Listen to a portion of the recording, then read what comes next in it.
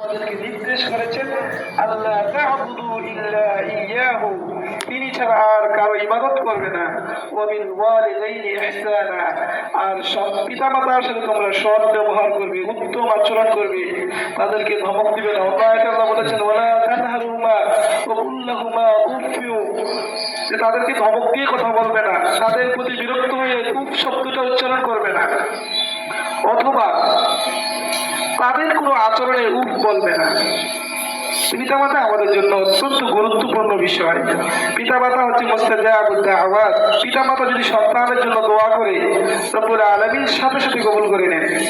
পিতামাতার দোয়া সন্তানের জন্য 100% কবুল, কোনো সন্দেহ নাই, কোনো ভুল নাই, অবশ্যই কবুল। আল্লাহ তাআলা পিতামাতার সৎ দোয়া এবং বদ দোয়া আমরা আমাদের সন্তানের ক্ষেত্রে দুষ্টামির ছলে, হাসি ঠাট্টার ছলে আমরা যেন সন্তানের জন্য বদ দোয়া না করি। অনেক সময় আমরা বুঝি বলে তোর উপরে আল্লাহ ঠাড়া পড়ুক, তোর উপরে আল্লাহ গজব পড়ুক, এই সমস্ত অশ্লীল ভাষায় বা আরো খারাপ ভাষায়